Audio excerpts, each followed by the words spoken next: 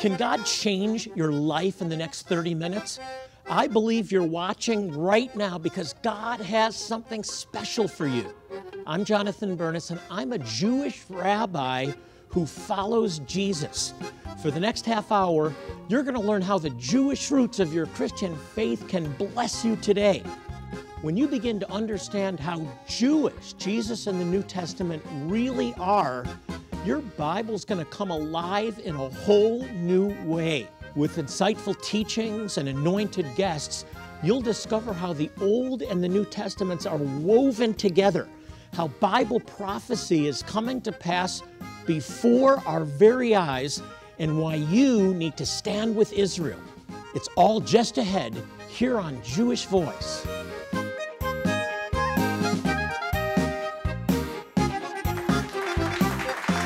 Well, this month we're celebrating a milestone event in biblical history, the 70th anniversary of the restoration of Israel. What an event. And I am so excited to have my good friend, Ambassador Danny Ayalon, with me. I can't think of a better guest to talk with about this important event. Ambassador Ayalon has served as Deputy Foreign Minister for the State of Israel, as well as the Israeli Ambassador to the United States. Ambassador Ayalon, welcome back to Jewish Voice. Thank you so much. It's so great to have you here. Always good to be here. First of all, Mazel Tov, congratulations. Thank you very much. What an event. It is. What an event.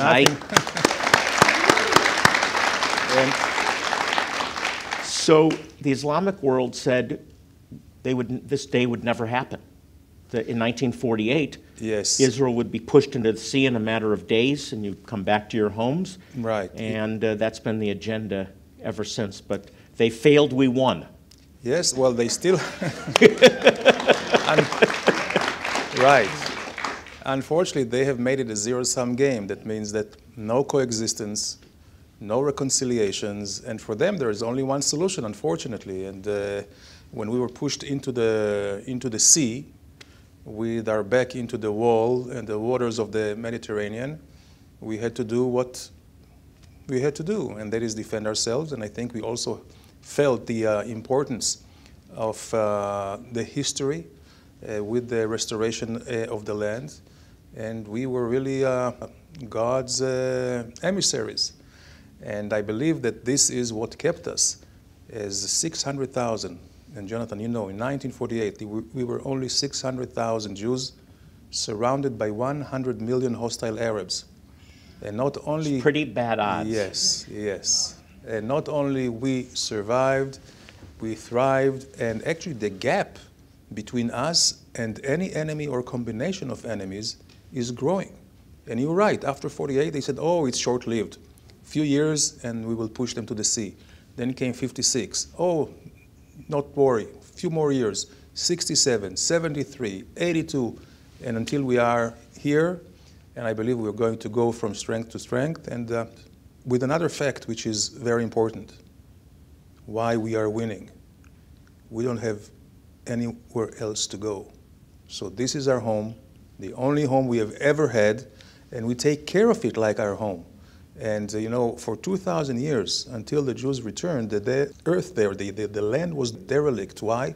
Because all of these inhabitants, or the rulers of the land, were occupiers. So they didn't care too much about the land, not the Romans, not the Seljuks, the Ottomans, you name it. When the Jewish people came back, we treated it like home, because it is our home. And this is why the transformation began. Well, 70 years and counting. It's wonderful. Absolutely. I was talking with another guest about this idea of the connection of the Jewish people to the land. This was a land that was promised to them as an inheritance, a people that were promised that although I'll scatter you for your disobedience, I will bring you back. Mm-hmm. Even specifically mentioning where they would be brought back from, the North Country, Ethiopia, the land that is today Ethiopia, Cush. Mm-hmm. That's all been happening before our very eyes. This is Bible prophecy, I believe, being fulfilled. And when the people of Israel came back to the land promised to them, it's like the land opened up and blossomed. Let's jump into some really good news. As this airs, I'm hopeful that the embassy is actually physically being opened in Jerusalem. This was a really bold move. It was a 25-year-old decision back in 1995 when the Congress voted to move the embassy, but it's been delayed for security concerns for 25 years. What does this mean for Israel? I think it's miraculous. First of all, I think it was the right thing to do. And when people ask me, why did President Trump decide to move it now, my only question is, it's not a question why did he decide to move it now. The question is, why did it take so long? And 25 years long, or you may say 70 years long. I think that it would have been the right thing for the nations of the world back in 1948 when Israel was reestablished. As you said, when we were restored back in our homeland, it was the right thing to do. Unfortunately, they didn't because of the Arab pressure. But with the United States moving, this is a move which is historic. And we know of other countries that will follow suit. I met 2 weeks ago in New York, the President Morales from Guatemala. He said he will move the embassy also on the same day. Yes, yes. It's happening. Kudos for Guatemala. And there are some others who are already looking into it. That's fantastic. Yes. Vice President Pence said something when he was in Jerusalem recently that I want you to comment on. He said this lays the groundwork for peace because of the criticism from the left is this will dismantle the peace process, which is, there's nothing being dismantled in reality. But he said this will lay the foundation because the foundation for peace has to be built on truth. Exactly. Can you comment? I just thought that was a fantastic statement. Absolutely. Well, you see, I think, first of all, we see really a breath of fresh air coming out of Washington when it comes to the Middle East at large, and specifically to the conflict with the Palestinians. And what I think Pence was referring to was that for the last 8 presidents, we're talking about 8 presidents who have tried the same and more of the same, only to hit a brick wall. And why was it? Because everybody was catering to the Palestinians. The Palestinians were treated as the spoiled kid. They were not asked to make any compromises. And what did that do? It toughened their position, thinking that they don't have to do anything, that Israel will be delivered to them by the international community. Well, it didn't work. So now I think they have to face reality, and it is only up to the United States to start bringing the reality back home to them. It will take some time, but this will be recognized. And once we put or take Jerusalem out of the table, once they understand that they will have to really do some soul searching themselves about the future of their own people. You see, until now they have had so many opportunities which were lost. I think this is another opportunity, and if they're really serious, peace will come. So amen to that. It's based on truth. I want to talk more about the UN. I want to talk about misinformation. We'll call it fake news. How's that? Fake news. The propaganda that people are seeing about Israel and believing. We need to set the record straight. We'll be right back. Don't go away.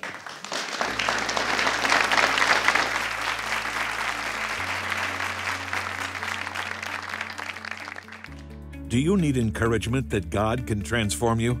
Israel Rising by Doug Hershey will show you how God is fulfilling His promises to Israel and how He will fulfill them for you. This stunning photo book shows God's blessing on Israel that changed it from a desert wasteland to a rich, abundant oasis in the Middle East.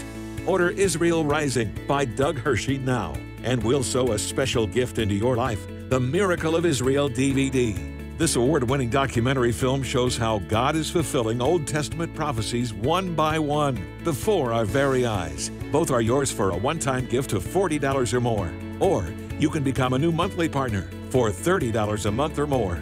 And we'll add a Rabbi Looks at Israel, a DVD that follows Rabbi Jonathan Bernis to locations in Israel that will ultimately be the sites where biblical prophecy is fulfilled. We'll also add this stunning Names of God plaque. Meditate on 23 different biblical references for God. This plaque comes ready to hang up and looks great in your home or office. When you become a new monthly partner for $30 a month or more, you bring the gospel and vital medical care to one person each month. That's 12 people each year. Specify offer $41.54 to receive all of these gifts with your new monthly partnership of $30 or more. Specify offer 2026 when giving a one-time gift of $40 or more. You can also go to our website, jewishvoice.tv, with your gift of support, or send it to us at Jewish Voice, Post Office Box 6, Phoenix, Arizona 85001. Well, welcome back. Former Israeli Ambassador Danny Ayalon, who joins me all the way from Israel with current events, is with me. All eyes are on Jerusalem as we move the capital. I want to shift into fake news, Danny, and the propaganda. Most of the world media portrays Israel as the aggressor, gives the impression that this is a battle zone. Every tour we have to deal with people that see something on television or read something and they want to cancel the tour because they think it's unsafe. All of these things are false, are fake news, right? Absolutely. I feel safest basically in Israel. And it's not because we have less threats than we would have anywhere else in the world, but we are better prepared. We have this great experience. I mean, it's unfortunate that we had to accrue or to build this experience, but we are being attacked. The first thing is, of course, to rely on intelligence, preemption, and this is the only way to not just to win a war, but to really survive. To paint Israel the aggressor, again, it's fake news, because they do not report the squads, the terror squads that are coming under tunnels from Gaza. They do not report all the rockets, you know, with huge explosive warheads coming out of Israeli kindergartens and malls and shopping centers. They just show Israel's self-defensive acts. And this is not only fake news, I believe this is just propaganda, and it is very, very unfortunate, and especially when we see that the entire world today is under attack of radical Islam, whether it's in Europe or here or in Moscow, anywhere else. And what we have told them from a long time ago, if you don't come together, they will attack us first, but they will not finish with us. They will come over to you. Israel is just the closest. Let's make something very clear in this program, okay? Moral equivalency. There is no moral equivalency between a calculated attack against a missile silo and bombing the civilian population. Right. Let's be clear about that. Absolutely. Okay? Let's set the record straight. Absolutely. There is no moral equivalency. No here. moral equivalence whatsoever. And we see that the Palestinian terror is targeting mainly civilians. Their idea is to terrorize the entire population, to create a wedge between the population and the government, so the country will be under chaos, like in Syria or in Yemen or in Lebanon or in Libya. We see that they do it everywhere. Thank God we are able to defend ourselves, and this is why the country is thriving, and this is why we see that most attacks are being foiled. Thank God. And not to forget, he that keepeth Israel never slumbers nor sleeps. I'm glad about that, that's too. Right. That's right. I have so much I want to talk to you about. Talk to me about the greatest threats that Israel is currently facing as you see it. Okay, first and foremost, it's Iran. And these are prayer points, by the way. So get your pen and paper or whatever device you keep notes, prayer points to pray for Israel. Iran. First and foremost is Iran. And when I talk about Iran, it's not the people of Iran. The people of Iran would love to be free, would love to live like anyone else in our countries, but they're under the yoke of, the police state that the Ayatollahs created. The Ayatollahs are the most radical, and we were told that after the Iran deal back in 2015, 2.5 years ago, since this deal was made and Iran got billions of dollars in cash, plus opening their markets to the entire world, we see that they have much more money to funnel to terrorism, to ballistic missile tests. So let me ask something. Is anybody surprised here? No, nobody's surprised, and you watching aren't surprised. Iran, greatest threat Israel faces. Absolutely. And possibly the world. And absolutely, because Iran's objectives are quite global. If you read the Ayatollahs, the Ayatollahs' teaching, this is exactly what it is. Basically, if you look at the map, it's only little Israel that keeps as a buffer between this host of terror organizations and radical Islamicism and Europe. This is why we have been attacked for so long. And the fact that we are there, again, it's a miracle. And we will continue, of course, to do what we need to do. Now, Iran, right now, is pushing into Syria. You see, Iran is already in control of Lebanon through the Hezbollah, Yemen through the Houthis. Every terrorist who kills Jews, according to the law, the constitution of the Palestinian Authority, he gets rewarded. Wow. Money to him. How do you negotiate with that? This is tough. How do you negotiate with that? So Iran, Hezbollah, Hamas, and other organizations operating internally. We need to be praying specifically against these organizations. Absolutely. So, and Israel's protection. And again, everybody talks about the Palestinian Authority and Abbas as if they want peace. He says, you know, it is true. Hamas, quite openly from Gaza, says that they want to destroy Israel, the Jewish state. They want to create a Sharia-based Palestinian state. So let me shift over on sort of the ideological war, anti-Zionism. Yeah. And the statement that I hear over and over again is anti-Zionism is not anti-Semitism. True or untrue? Totally untrue. Totally untrue. It's a new manifestation. It's, I guess it has become not very politically correct to talk about anti-Semitism. So they made this anti-Zionism. Now, why anti-Zionism is anti-Semitism? Because by definition, Jonathan, by definition, every Jew is a Zionist. In the Haggadah, in Pesach, in Passover, we read next year in Jerusalem. Every Jew reads it, whether he's conservative or whether he's reform. And we have done it through the centuries. Now, what about this? This is a lie that repeats itself also. You've addressed it, but I need to go back and highlight it again, that Israel is the problem. If America would just drop support of Israel, all of our problems would go away. Fake news. Nothing further from the truth. Yes, we have been told, I think now it's very clear, when you see what was euphemistically called the Arab Spring, you see all the inner fighting among all these countries. Why? Because most of the Arab countries in the Middle East are artificial countries that were made by two colonial powers back in 1916, in the middle of the First World War, British and France. And they put together countries and lines, many of them straight lines, irrespective of the homogeneity of the population. Some of them were just at the throat of each other. Libya, for instance, all of a sudden we find out that Libya is made out of 140 different tribes. So when Gaddafi was there in Iron Fist, everything was suppressed. Same thing was with Saddam Hussein in Iraq. Same thing was with Assad, the father, in Syria.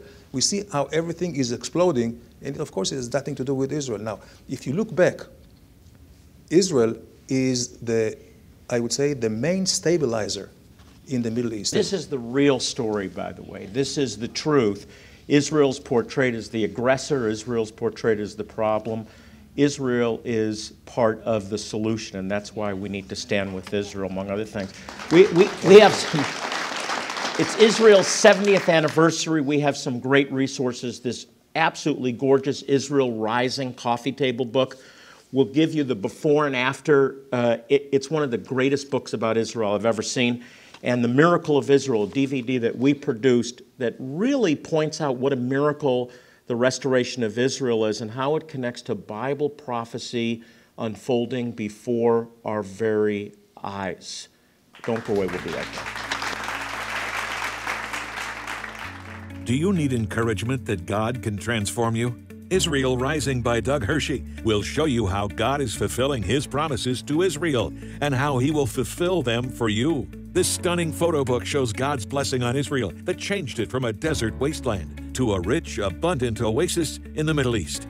Order Israel Rising by Doug Hershey now, and we'll sow a special gift into your life, the Miracle of Israel DVD. This award-winning documentary film shows how God is fulfilling Old Testament prophecies one by one before our very eyes. Both are yours for a one-time gift of $40 or more. Or you can become a new monthly partner for $30 a month or more. And we'll add a Rabbi Looks at Israel, a DVD that follows Rabbi Jonathan Bernis to locations in Israel that will ultimately be the sites where biblical prophecy is fulfilled. We'll also add this stunning Names of God plaque. Meditate on 23 different biblical references for God. This plaque comes ready to hang up and looks great in your home or office. When you become a new monthly partner for $30 a month or more, you bring the gospel and vital medical care to one person each month. That's 12 people each year. Specify offer $41.54 to receive all of these gifts with your new monthly partnership of $30 or more. Specify offer 2026 when giving a one-time gift of $40 or more. You can also go to our website, jewishvoice.tv, with your gift of support, or send it to us at Jewish Voice, Post Office Box 6, Phoenix, Arizona 85001. What a celebration. Israel's 70th anniversary. I can't think of a better guest than former Israeli Ambassador Danny Ayalon. We're discussing really important things. We're setting the record straight, and I had to cut you off. Go back to what we were talking about, because I want everybody to be aware how money is being spent by the Palestinians. You know, according to the law, the Palestinian law, they paid just last year more than $300 million to terrorists. That's almost 10% of the entire Palestinian budget. This is money that you, Americans, give, European gives, and also some of money from Israel. And the law specifies that the more Jews you kill, more money you get. If you get killed during the act, if the terrorist is dead after the action, his parents or his family gets this money. And this is something which is really, really unimaginable, and we're very thankful for the U.S. Congress, for the Taylor Force Act, whereby the U.S. now is denying the Palestinians any money that they give to the terrorists. They offset it from the help. They just understand this is humanitarian aid money that's being given as a payoff, as an incentive. Exactly. It incentivizes murder. And has the UN said anything about this? Of course not. The UN does not even want to discuss terrorism or to have a definition of what terrorism is. They just look the other way, again, because of the Arab majority. And if you look at the UN, more than half of the countries, almost 2/3, are non-democratic countries. And unfortunately, the UN now is like a rubber stamp. It's hijacked by the Palestinians. I want to take a moment. We don't have much time left, but I want you to set up a clip we're going to look at from a fantastic video that you put together to really state the truth. And I want you to watch this, and then I want you to go back to YouTube, and I want you to watch the whole thing. So set this up for us. Sure. So the Truth About Israel is a nonprofit organization that I established when I left the government, and I realized that there is not too many effective instruments to dispel all the lies, the propaganda of the Palestinians, and really to tell the truth. So what we're doing is we're working with the social media, as we realize that the social media is a very, very strong media anymore, especially with the young kids. And we take issues which seemingly are complex, you know, the truth about Jerusalem or the refugees or the West Bank or the peace process, and we just break it down to very simple facts that anyone who is 10 years old and above can understand, and it has been a tremendous success. Millions are watching it, and Over I believe 3 million. I use this all the time. Yeah, right. I love this piece. Take a look. Here is the truth about Jerusalem and the Jewish people.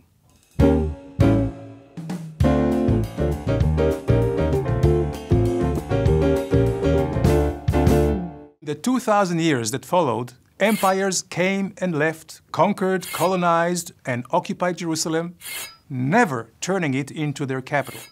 While the Jews, Jerusalem's indigenous people, continued living in and returning to Jerusalem despite the hardship. Jerusalem isn't even mentioned in the Quran.